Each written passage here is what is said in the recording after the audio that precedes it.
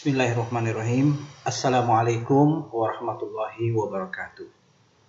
Alhamdulillahi rabbil alamin. Wa bihi nasta'inu ala umuri dunya waddin, amma ba'du. Allahumma shalli ala sayyidina Muhammad wa ala ali sayyidina Muhammad.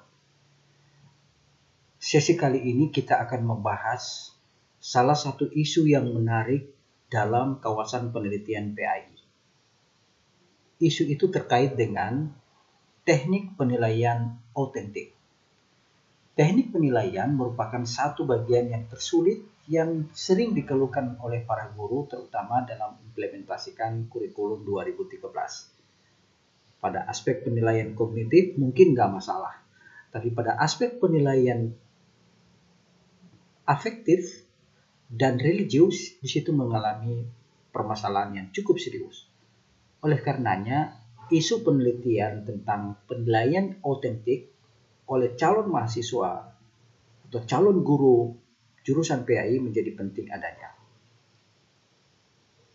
Nah, isu-isu itu terkait dengan implementasi kurikulum 2013. Nah, kalau kita ingin melihat apa yang dimaksud dengan penilaian hasil belajar itu adalah proses pengumpulan informasi tentang pencapaian pembelajaran peserta didik, itu yang terkait dengan sikap sosial, kompetensi pengetahuan, kompetensi keterampilan, yang dilakukan secara terencana, sistematis, setelah proses pembelajaran. Jadi penilaian autentik dilakukan selama proses pembelajaran. Itu yang disebut dengan penilaian autentik, jangan setelah. Nah, penilaian hasil belajar 2013 itu mengenal penilaian autentik. Penilaian autentik itu adalah bentuk penilaian yang menghendaki peserta didik menampilkan sikap, menggunakan pengetahuan dan keterampilan yang diperoleh dari pembelajaran, melakukan tugas pada situasi yang sesungguhnya. Asli loh.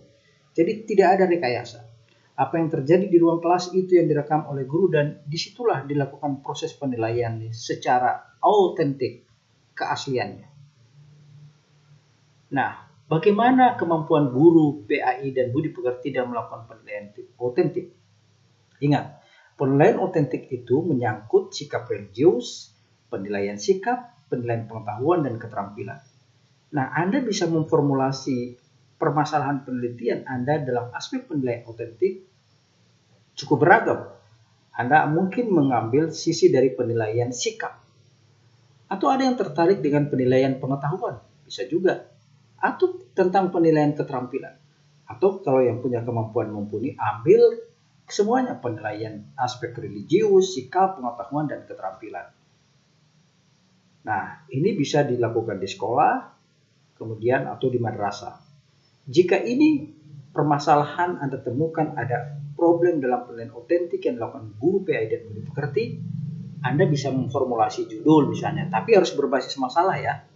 Kemampuan guru PAI dan budi pekerti melakukan penilaian autentik hasil belajar BP dan budi pekerti di mana? Di SD, silakan dipilih, di SMP, di SMA, atau di madrasah. Di madrasah apakah mata pelajaran apa? Akidah, akhlak, fikih, SKI, atau Quran hadis? Boleh. Jadi sekarang, ayo kita mohon cermati. Bagaimana kemampuan guru akidah akhlak misalnya? Melakukan penilaian sikap, atau aspek kognitif, atau aspek keterampilan, atau aspek religius? Silakan diamati. Di sekolah manapun yang terdekat, mumpung Anda masih di kampung, silakan. Nah, fokus penelitian ini dapat dibatasi pada bagian tertentu. Misalnya hanya mengukur kemampuan penilaian religius, atau pengetahuan, atau keterampilan saja. Nah, formulasinya seperti ini, ada contoh. 1. Kemampuan guru melakukan penilaian sikap pada pelajaran PAI dan budi pekerti di SD bla bla bla. Atau ada yang lain. Kemampuan guru melakukan penilaian pengetahuan atau kemampuan guru melakukan penilaian keterampilan, silakan dipilih salah satunya. Atau ketiganya juga boleh, sesuai kemampuan saudara. Ingat, pastikan judul yang diajukan mempunyai permasalahan yang jelas dengan basis data yang terpercaya. Jangan memaksakan masalah. Nah, ini soal bagaimana desain pengembangan penilaian autentik kurikulum 2013. Ada sikap, di sana ada KI1 dan KI2, ada pengetahuan, ada KI3, keterampilan, dan KI4, kurikulum inti, kompetensi inti maksud saya. Nah, desain pengembangan penilaian otentik pada mata pelajaran PA dan budi pekerti kelas 1, silakan Anda memilih kelas berapa. Tapi temukan permasalahannya. Ini juga sama dengan yang tadi. Nah, ada isu yang menarik juga tentang HOTS, Higher Order Thinking Skill. Bagaimana kemampuan guru menyusun tes tertulis bermuatan HOTS. HOTS adalah merupakan kemampuan berpikir yang tidak sekedar mengingat, recall, menyatakan kembali atau restate, atau merujuk tanpa melakukan pengolahan receipt. Jadi sekarang ini yang lagi dikembangkan. Tidak hanya berpikir HOTS, tapi juga bagaimana guru menyusun tes bermuatan HOTS. Ayo, mari kita lakukan. Bagaimana merancang desain tes hasil belajar PAI berbasis Computer Assessment Test misalnya? Silakan. Banyak formulasi judulnya. Misalnya menjadi, tapi kalau Anda menemukan masalah ya, desain pengembangan tes hasil belajar PAI dan budi pekerti berbasis CAT, Computer Assessment Test. Ada masalah nggak di sana? Apakah ada problem di sana? Silakan. Di SD kah? Di SMK? Di SMA kah? Atau di SMP? Banyak. Atau bagaimana pelaksanaan implementasi rukun iman di zaman milenial? Bagaimana implementasi rukun iman di zaman milenial? Zaman milenial adalah zaman berlimpah informasi. Maka ini perlu untuk bisa dievaluasi secara keseluruhan, terutama dalam penilaian generasi milenial. Bisa juga ada variasi judul yang lain. Desain pengembangan tes hasil belajar PA dan pekerti berbasis Computer Assessment Test. Ini juga bisa tes CAT. Ini HOTS, bermuatan HOTS di Man 1 Kabupaten Gorontalo. Desain pengembangan tes hasil belajar budi pekerti bermuatan HOTS. Desain pengembangan belajar Quran hadis, silakan dipilih. Quran hadis, akidah akhlak, salah satunya. Silakan. Anda bisa memulainya. Pendekatan juga banyak. Desain, apakah itu pendekatan pengembangan desain dan sebagainya. Variasi judul juga bisa divariasi. Apakah Anda mengambil mata pelajaran Quran hadis, akidah akhlak, atau fikih. Nah, objek kajian penelitian jurusan PAI cukup banyak.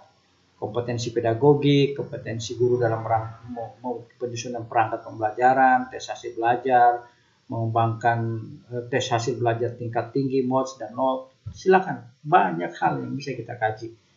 Jadi siapa bilang kita susah menemukan permasalahan penelitian PAI dan budi pekerti? Banyak. Ketika Anda bisa merumuskan permasalahan dengan baik dan kuat berbasis data dan fakta, maka judul insya Allah tidak akan goyah. Jadi segera setelah kamu menemui permasalahan yang relevan dengan lokasi dan Anda bisa melakukan itu, silakan rumuskan judul penelitian kamu. Ayo, kita tetap jaga semangat, tetap jaga kesehatan, teriring doa, semoga kita diberikan kekuatan untuk mewujudkannya dalam mimpi-mimpi kita. Billahi taufiq wal hidayah. Wassalamualaikum warahmatullahi wabarakatuh.